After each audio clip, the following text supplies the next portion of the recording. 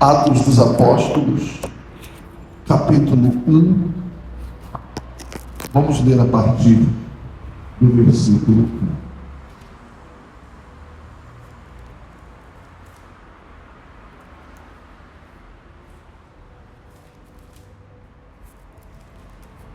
Capítulo 1, a partir do verso 1.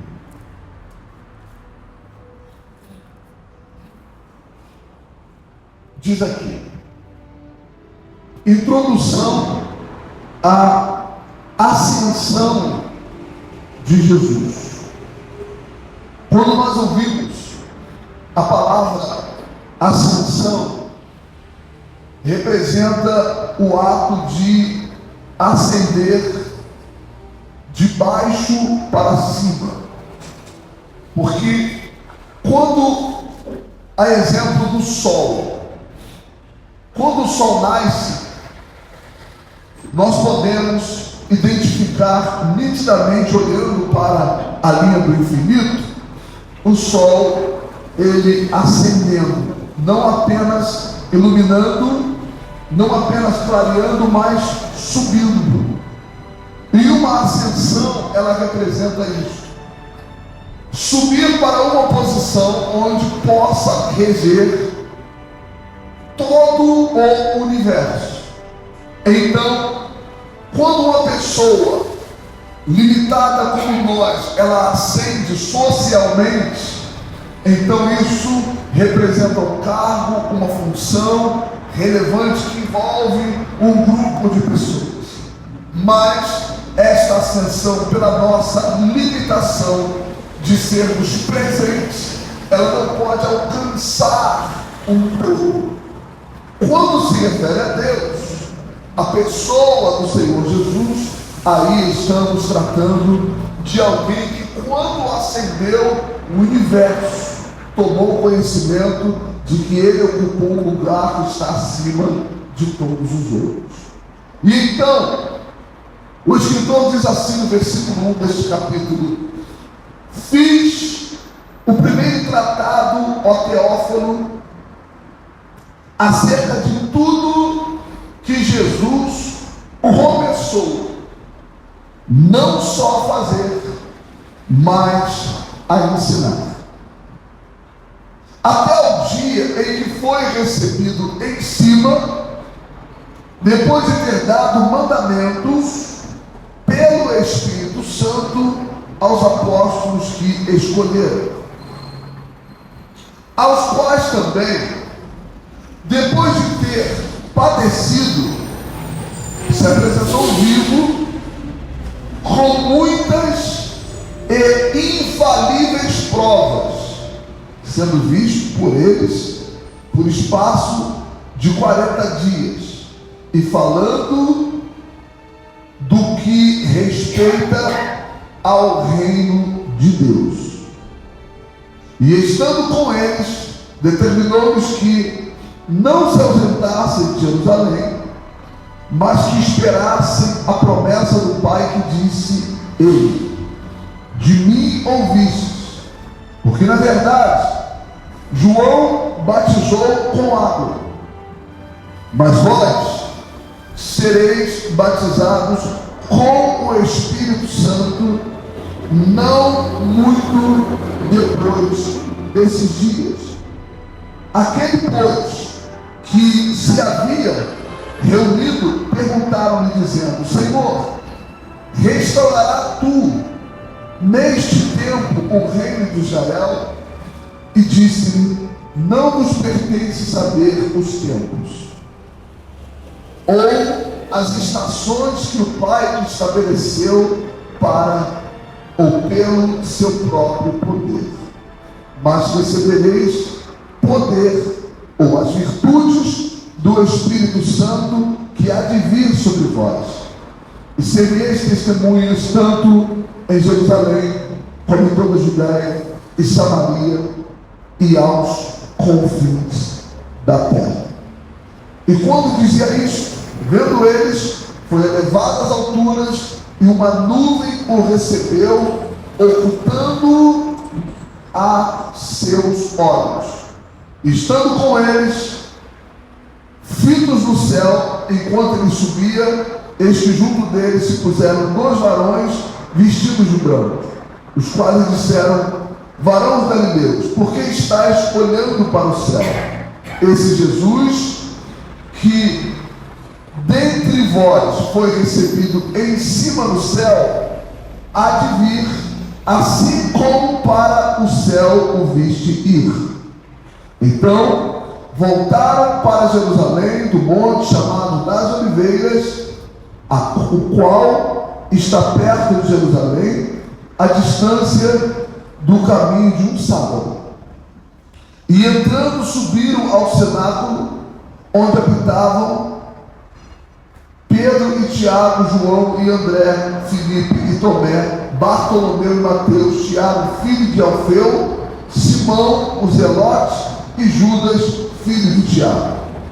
E todos estes perseveraram unanimemente em orações e súplicas com as mulheres e Maria, mãe de Jesus, e com seus irmãos. Amém? Vamos compreender esses versículos aqui, deste primeiro título deste capítulo. A Bíblia diz que havia um tratado. Esse tratado era relacionado, era referente à pessoa do Senhor Jesus.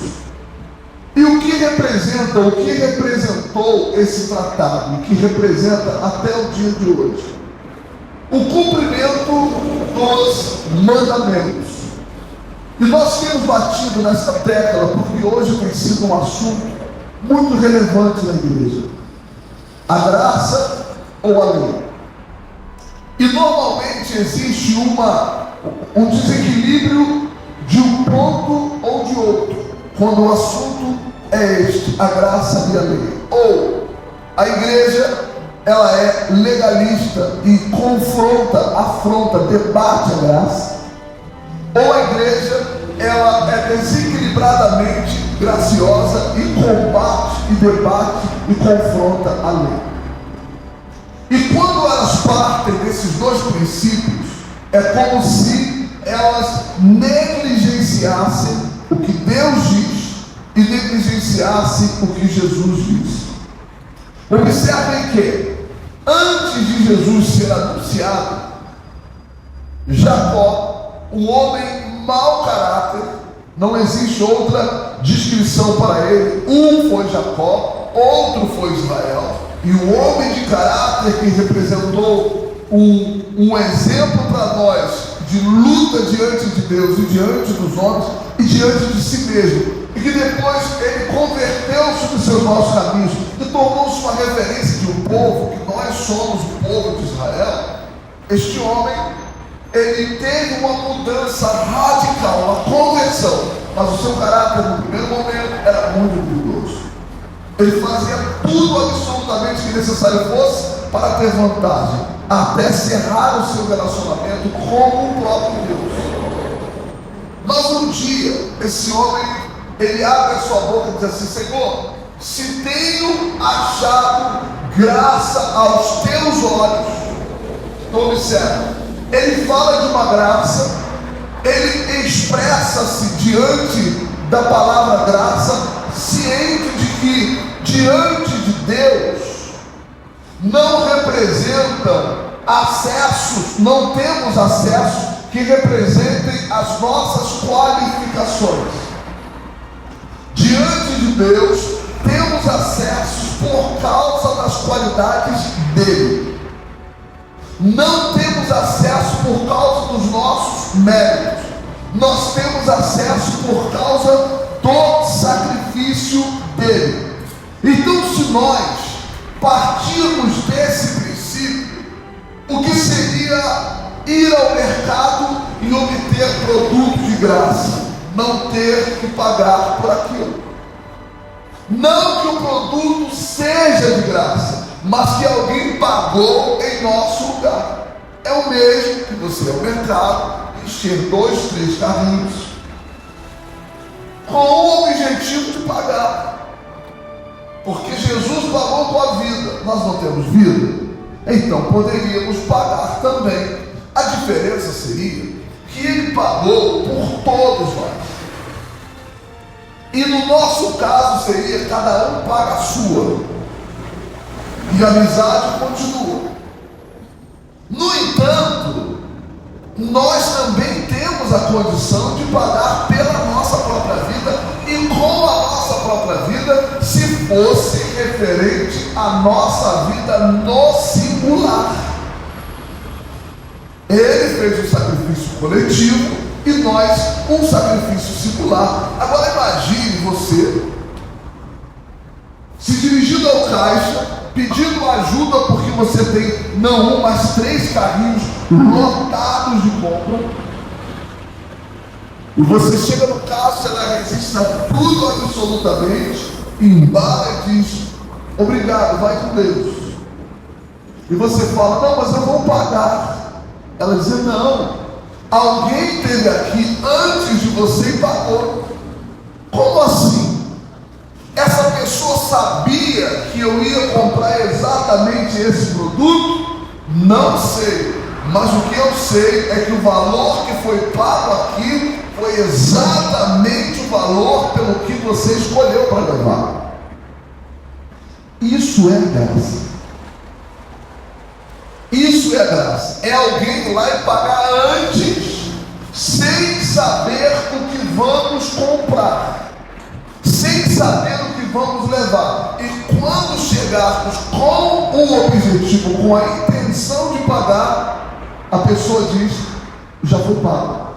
Alguém esteve aqui antes de você, que sabia que você viria aqui e pagou no seu lugar. Isso é a graça de Deus. Isso é a graça de Deus. Então, quando eu compreendo isso, então eu compreendo também que esta pessoa, ela não fez na minha presença. Esta pessoa fez antes mesmo de eu ter nascido. Isso me torna um herdeiro.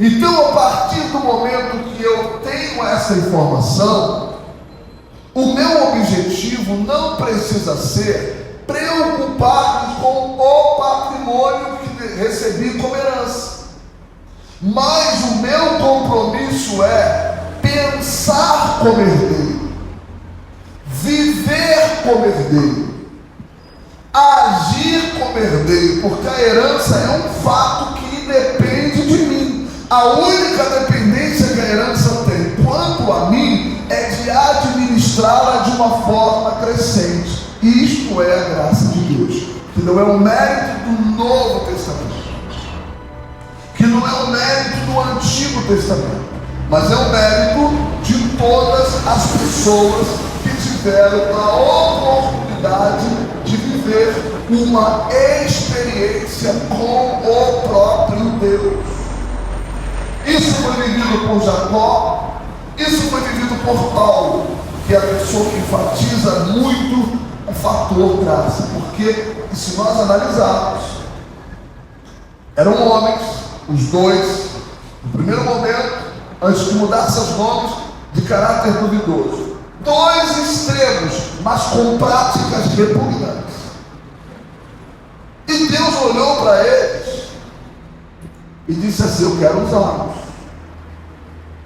independente deles terem aquilo como plano pessoal. Veja como funciona a graça. Na concepção de Jacó, ter a casa dos pais, a companhia dos pais era irrelevante. O que ele queria era vantagem imediata, e por isso ele ele trapaceava, ele mentia, ele roubava, ele fazia o diabo com o objetivo de obter vantagem. E um dia que ele tinha materialmente tudo, ele para e diz: para que isso, se eu não tenho o principal?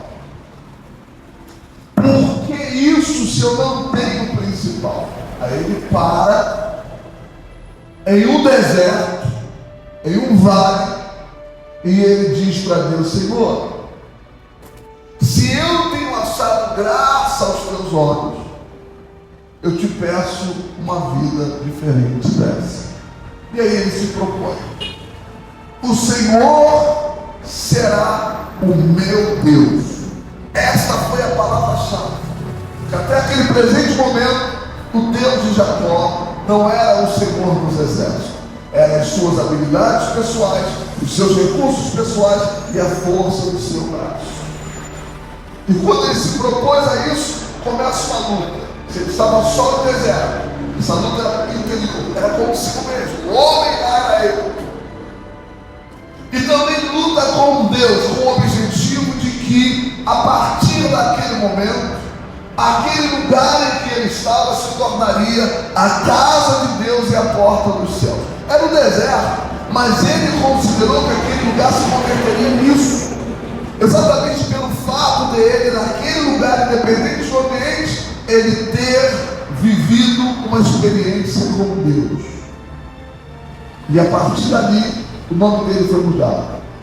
A partir daquele momento, ele encontrou em Deus uma mudança radical, não por uma decisão pessoal apenas, mas principalmente pela manifestação da graça de Deus em sua vida. Futuramente Saulo de Tarso, um homem que violentava cristãos. Hoje nós temos vivido no Afeganistão. Ainda ontem foi disponibilizado, fizeram uma vaquinha de aproximadamente 8 milhões de dólares para tirar 7 mil cristãos dentre os sobreviventes do Afeganistão. E aparentemente é uma notícia chocante para quem não lê a Bíblia. Porque para quem lê a Bíblia, sabe que esta experiência faz parte do contexto. Que a morte do cristão não se limita ao seu corpo ser alvejado. Que a morte do cristão pode representar uma palavra mal implantada. Que a morte do cristão pode representar um vento de doutrina. Que a morte de cristão pode representar a distorção do Evangelho. O cristão morre igual. Quantas pessoas hoje estão mortas dentro das igrejas pelo fato de elas se alimentarem de uma comida estragada? É a mesma morte. Porque nós sabemos que fisicamente o cristão real, o autêntico, o original, ele não morre. O cristão ele tem como proposta de vida a eternidade. Mas para dizer que essa experiência vivida hoje no Afeganistão, chocante para o mundo e para os evangélicos, nós temos guerras desde a consumação dos séculos. Nós temos genocídios, nós temos chacinas desde que o mundo é mundo. E pessoas morrem a todo tempo, em toda esquina, e o cristão não se envolve como sendo o responsável por mover uma ação espiritual para neutralizar aquela ação do mal. Mas quando esta situação chega à porta da sua casa, representada pelo cristianismo, então ao invés destes compreender que é a Bíblia se cumprindo e nada além, eles passam a compartilhar para dizer que aquele cristão que está assistindo a estas notícias representa um cristão aquém daqueles que tiveram suas vidas acometidas. E começam a troca de farpas, usando um tempo que poderia ser para enfatizar que aquele fato ele é inevitável. É impossível dele não acontecer, porque ele é o cumprimento da palavra de Deus, e só se choca com esse tipo de notícia quem não lê a Bíblia. Então, ali começam os confrontos no interior da casa, representada pelo templo que somos, o templo do Espírito Santo. Então nós precisamos compreender que Saulo, ele também era um homem dessa forma, completamente alheio aos padrões de comportamento cristão, porque na sua concepção, como extremista que era, a lei era o que imperava, e mesmo que as pessoas seguissem Jesus, e ele não conheceu pessoalmente, essas pessoas estavam erradas e ele estava certo. E ele entrava em igrejas, arrestava cristãos, matava em praça pública, destruía cultos, fazia o inferno acontecer dentro de 4 paredes. E esse mesmo homem, certa feita, Deus apresenta-se para ele e pergunta: por que me persegues? O mesmo Deus que ele defendia. Por que me persegue? A forma de defesa dele era uma perseguição, e da concepção dele era uma prática religiosa. E aí ele se convence de que a voz que ele ouve era uma voz totalmente diferente de tudo que ele ouviu ao longo da vida, de tudo que ele leu, de tudo que ele entendeu. E ele se propôs a fazer a vontade dele a partir daquele momento. E quem se tornou Paulo? Um apóstolo que, em se comparar aos discípulos que viveram, que comeram, que dormiram, que viajaram com Jesus, ele se tornou, em comportamento, em revelação, em obra, em experiência, o melhor dentre todos os demais. Mas ele era, humanamente falando, o pior. Então nós observamos aí que para os olhos de Deus, quanto pior o que? Melhor. Quanto aos olhos de Deus, quanto pior, melhor. Agora eu pergunto, o que esses homens que hoje estão no Afeganistão fazem pior do que Paulo fazia? E por que Paulo fazia? Porque a palavra tinha que se cumprir. Por que eles fazem? Porque a palavra tem que se cumprir. Mas qual é o propósito hoje diante dessa realidade? Focar na palavra. Porque é certo que é muito possível uma dessas pessoas se converterem a Deus,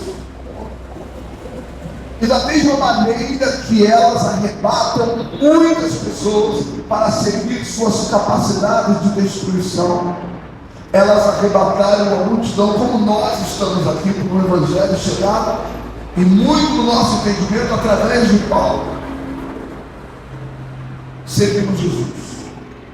Então o foco precisa ser a graça de Deus, que não é um privilégio da lei, que não é um privilégio da nova aliança, mas é um privilégio de todos quantos têm uma experiência com Deus. E para o nosso século, a nossa principal experiência com Deus é através da pessoa do Senhor Jesus. Por isso ele diz aqui, nesse versículo 2, até o dia em que foi recebido em cima, depois de ter dado mandamentos pelo Espírito Santo aos apóstolos que escolheram, aos quais também, depois de ter padecido, se apresentou vivo, com muitas e infalíveis provas, sendo visto por eles por espaço de 40 dias, e falando de que, ou do que respeita, ou a respeito do reino de Deus. Então vamos compreender isso aqui. Jesus, de acordo com os mandamentos, pelo Espírito Santo, ele se apresenta aos apóstolos que escolheram. E nesse momento, Isso se deu após ter padecido por 40 dias. Ele se apresentou vivo e com infalíveis provas, e falando a respeito do reino de Deus. Observe, nós temos infalíveis provas.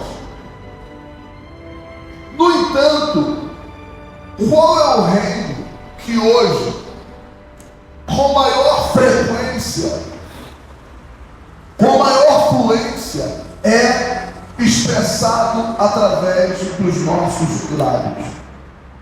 Porque é certo que existe o reino de Deus e existe o reino das trevas. Esse é um fato imutável.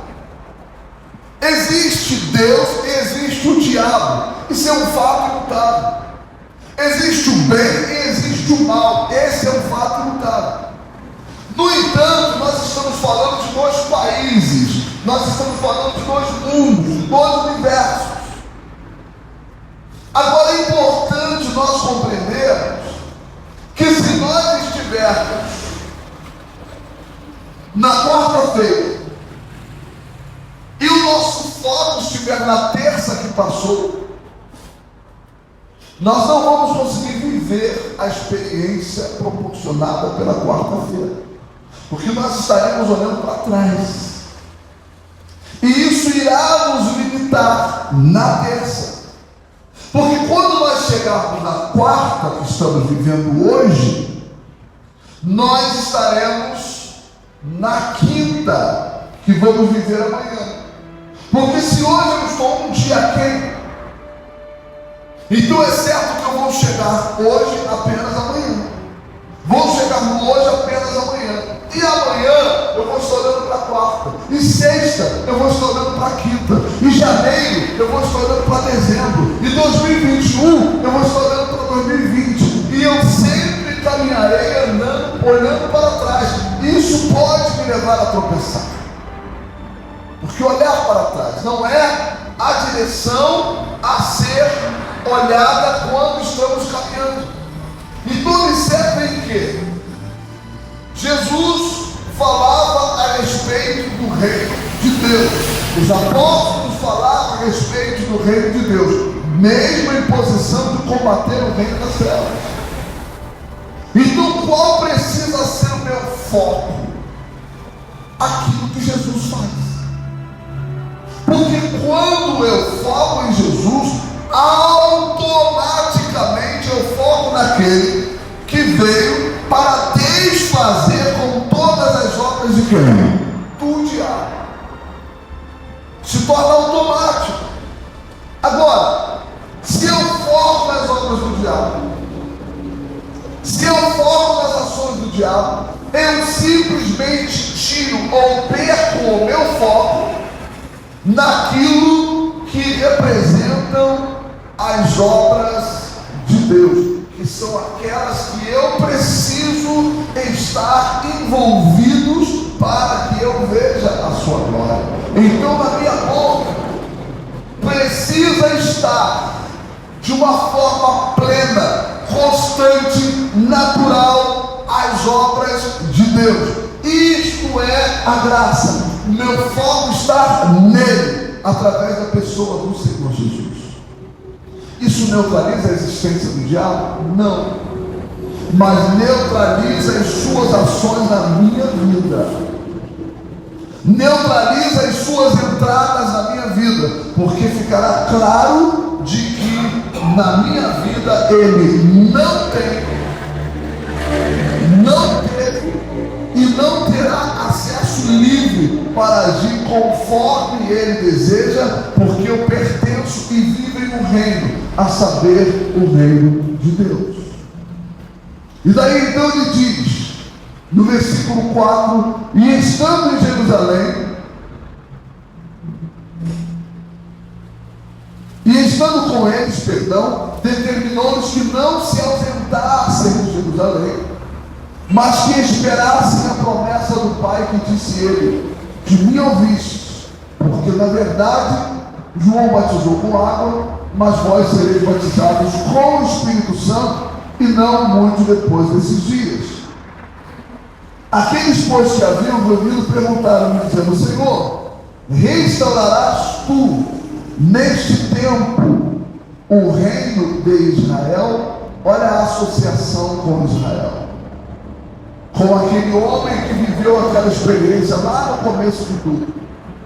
E disse-lhes: não nos pertence saber os tempos ou as estações que o Pai estabeleceu pelo seu próprio poder. Então observe, a Bíblia, ela é atemporal. Não tem nada aqui que vai passar. Tudo isso aqui é atual. Tudo isso aqui é presente. A única diferença que há entre o que estamos lendo hoje e o que na ocasião que foi escrito é um calendário que, diga-se de passagem, nem tem valor espiritual. Porque se hoje nós estamos vivendo em 2021 e nós sabemos que o mundo não tem apenas 2021 anos, ele tem muito mais. Mas o que vale no presente é os 2021 anos vividos por nós hoje, nesse presente século. Significa dizer que Jesus, quando entra, ele tem a capacidade para recomeçar qualquer história. Quando ele entra, ele tem a capacidade para reiniciar qualquer processo.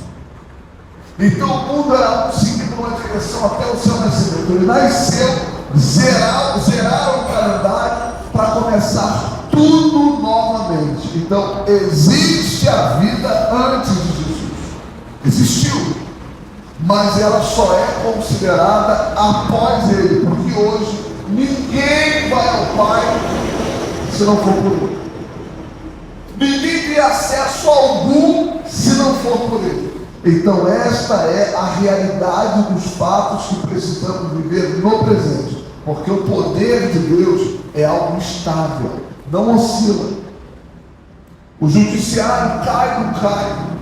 O presidente cai, não cai. O ditador cai, não cai. Mas o reino de Deus, ele é estável. Ele não se abala por nada absolutamente debaixo do céu. Então, se nós tomarmos a decisão de vivermos neste reino, é neste momento então que acontecerá algo que vai nos dar garantia de todas as coisas, como diz aqui nesse versículo 8, para finalizar: mas recebereis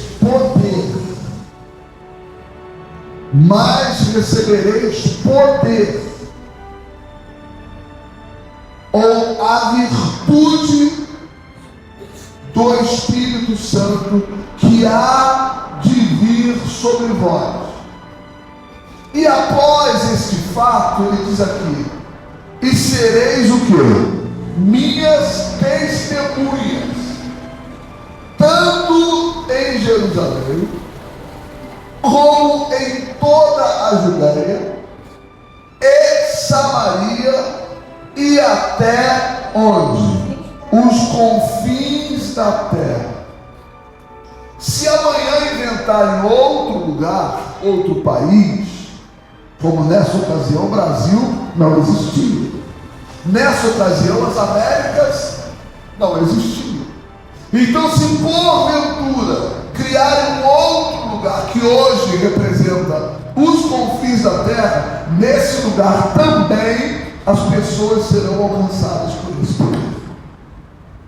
E isto é algo que tem um valor eterno, espiritualmente e fisicamente, através da descida, da manifestação, do recebimento do Espírito Santo.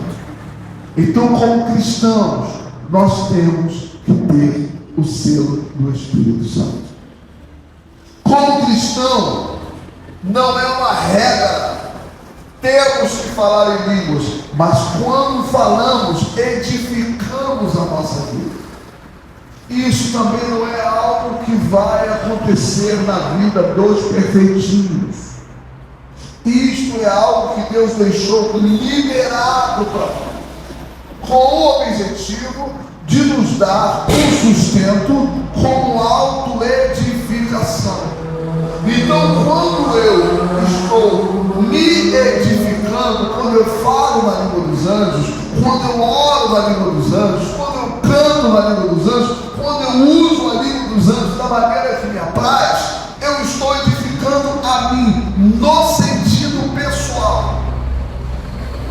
E é necessário que, como templo que sou, eu seja edificado. Eu tenho uma estrutura que, independente do que ocorra nesse templo, isto não venha de forma alguma abalar essas estruturas. As estruturas representam os alicerces, representam a base, representam tudo menos o acabamento que envolve este prédio. Então aqui nós temos sapatas, temos alicerce, temos coluna, temos cinta, temos laje, temos telha, temos tudo o que representa a estrutura desse lugar. E o que torna esse lugar de pé é a estrutura que fora fundamentada aqui antes da sua construção, a edificação. Então isso somos nós, quando recebemos o Espírito Santo. Por isso, nós vamos buscá-lo nesse momento. Vamos pedir a Deus que venha através do Espírito dele agir em nós. E na medida que ele vai agindo, ele vai nos lavando, vai nos purificando, vai nos orientando, vai nos conscientizando, vai colocando dentro de nós o entendimento de que as nossas ações são tão importantes quanto as nossas reações, que as nossas palavras são tão importantes quanto o nosso silêncio, que a nossa atitude é tão importante quanto sermos pacificadores. Ele vai colocando tudo no seu devido lugar e nós vamos nos conduzindo, avançando para a glória dele e estabelecendo o reino dele onde quer que formos. Esse é o propósito do Espírito Santo em nós. Então nós vamos buscá-lo neste momento, para que então sejamos essas testemunhas oculares até os confins da terra. Amém?